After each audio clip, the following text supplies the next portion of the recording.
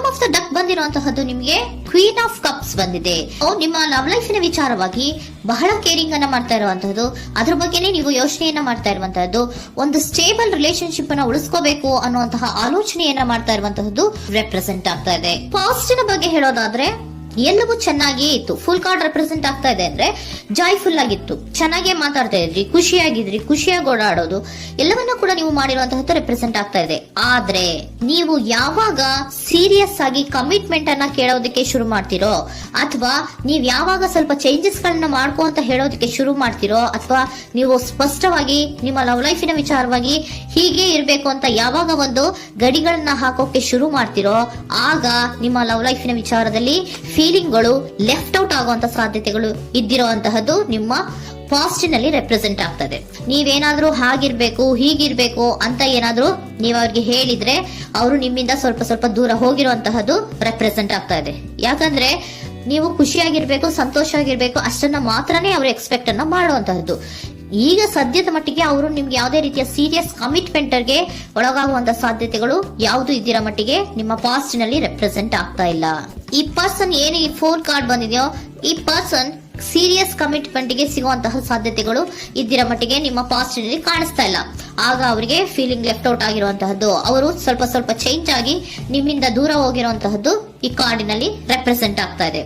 At the present ನಲ್ಲಿ ನಿಮಗೆ ಬಂದಿರುವಂತಹ ಕಾರ್ಡ್ ಏನು, ವೀಲ್ ಆಫ್ ಫಾರ್ಚೂನ್. ಬದಲಾವಣೆಯ ಮಾರ್ಗವನ್ನ ನೀವು ಹಿಡಿಬೇಕು, ಅಂದ್ರೆ ಬದಲಾವಣೆ ಆಗ್ಬೇಕು. ನೀವು ಅವರು ಸೀರಿಯಸ್ ಕಮಿಟ್ಮೆಂಟ್ ಅನ್ನ ಕೇಳಿದಾಗ ಅವರು ನಿಮ್ಮಿಂದ ದೂರ ಹೋಗಿದ್ದಾರೆ ಅಂದ್ರೆ ನೀವೇನ್ ಮಾಡ್ಬೇಕು, ಅಟ್ ಪ್ರೆಸೆಂಟ್ ನಲ್ಲಿ ಬದಲಾವಣೆಯ ಮಾರ್ಗವನ್ನ ಹಿಡಿಬೇಕು.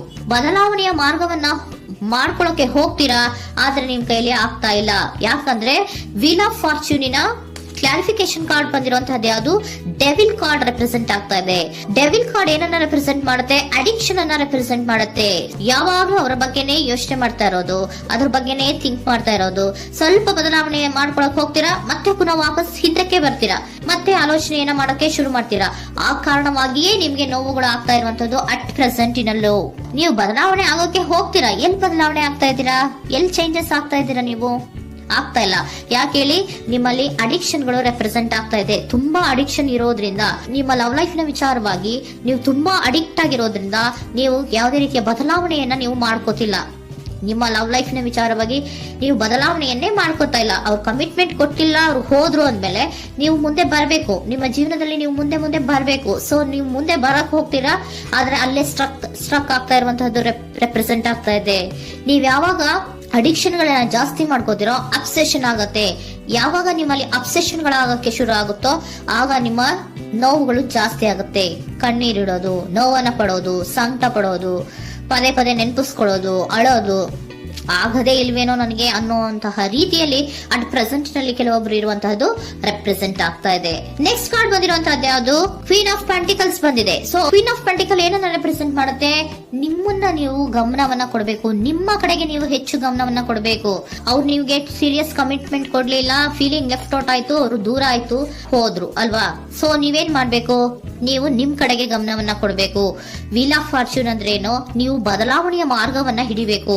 ಬದಲಾವಣೆಯ ಮಾರ್ಗವನ್ನ ಮಾಡ್ಕೊಳ್ಳೋದಕ್ಕೆ ಹೋದ್ರೂ ಕೂಡ ಮತ್ತೆ ವಾಪಸ್ ಹಿಂದೆ ಬರೋದು, ಮತ್ತೆ ಅಡಿಕ್ಷನ್ ಆಗೋದು, ಮತ್ತೆ ನೆನಪಿಸ್ಕೊಳ್ಳುವಂತಹದ್ದು, ಮತ್ತೆ ನೋವನ್ನ ಪಡುವಂತಹದ್ದು ನಿಮ್ಮಲ್ಲಿ ರೆಪ್ರೆಸೆಂಟ್ ಆಗ್ತಾ ಇದೆ. ನೀವು ಈ ಅಡಿಕ್ಷನ್ ಗಳಿಂದ ನೀವು ಆಚೆ ಬರಬೇಕು ಅಂದ್ರೆ ನಿಮ್ಮನ್ನ ನೀವು ಬ್ಯುಸಿಯಾಗಿ ಇಟ್ಕೋಬೇಕು. ಟೈಮ್ ಇದ್ರೂ ಕೂಡ ಮತ್ತೆ ಪುನಃ ಹಿಂದೆ ಬಂದು ನೀವು ಆಲೋಚನೆ ಮಾಡುವಂತಹ ಸಾಧ್ಯತೆಗಳು ಇದೆ. ಅದಕ್ಕೆ ನೀವು ಅಟ್ ಪ್ರೆಸೆಂಟ್ ನಲ್ಲಿ ನೀವು ಆ ಫೀಲಿಂಗ್ ಇಂದ, ಈ ನೋವಿನಿಂದ ನೀವು ಆಚೆ ಬರ್ಬೇಕಂದ್ರೆ ನೀವೇನ್ ಮಾಡ್ಬೇಕು, ಸ್ವಲ್ಪ ಏನಾದ್ರೂ ಬ್ಯುಸಿ ಆಗ್ಬೇಕು, ಕೆಲಸಗಳನ್ನ ಮಾಡೋದಕ್ಕೆ ಶುರು ಮಾಡ್ಬೇಕು.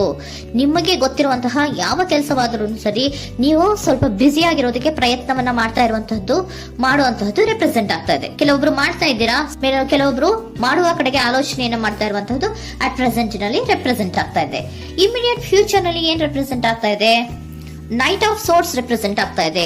ನೀವು ಕ್ವಿಕ್ ಥಿಂಕಿಂಗ್ ಅನ್ನ ಮಾಡಿ ಏನೋ ಒಂದು ಆಕ್ಷನ್ ಅನ್ನ ತಗೋಬೇಕು ಅನ್ನೋದ ಆಲೋಚನೆಯನ್ನ ಮಾಡ್ತೀರಾ, ಬಹಳ ಫೋಕಸ್ ಅನ್ನ ಮಾಡ್ತೀರಾ ಒಂದು ವಿಚಾರವಾಗಿ, ಕ್ವಿಕ್ ಥಿಂಕಿಂಗ್ ಅನ್ನ ಮಾಡ್ಬೇಕು ಅಂತ. ಮತ್ತೆ ಪುನಃ ಏನ್ ಮಾಡ್ತೀರಾ, ನಿಮ್ಮ ಮುಂದೆ 2 ಆಪ್ಷನ್ಗಳು ಬಂದ್ಬಿಡುತ್ತೆ.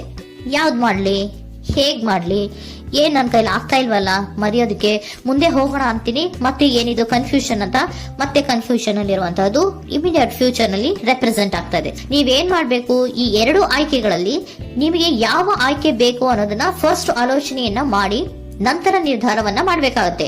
ಡಿಟರ್ಮಿನೇಷನ್ ಅಂಡ್ ಡೈರೆಕ್ಷನ್, ನಿರ್ಣಯವನ್ನ ಮಾಡಿ ಅದೇ ದಾರಿಯಲ್ಲಿ ನೀವು ಮುಂದೆ ಹೋಗ್ಬೇಕು ಈ ಆಲೋಚನೆಯನ್ನ ಮಾಡಬೇಕು.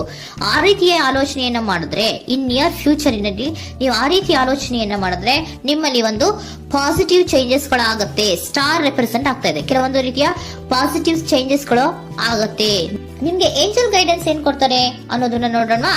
ನಾಟ್ ದ ರೈಟ್ ಟೈಮ್, ಇದು ಕರೆಕ್ಟ್ ಆಗಿರುವಂತಹ ಟೈಮ್ ಅಲ್ಲ.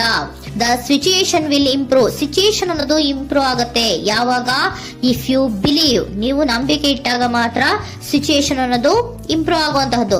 ಏನೀಗ ಬೇಜಾರಿನಿಂದ ಇದ್ದೀರಲ್ಲ, ಈ ನೋವು ಯಾವಾಗ್ಲೂ ಶಾಶ್ವತವಾಗಿ ಇರುವಂತಹದ್ದು ಅಲ್ಲ.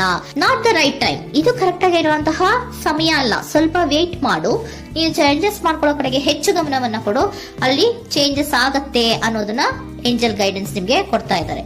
Surrender your full power.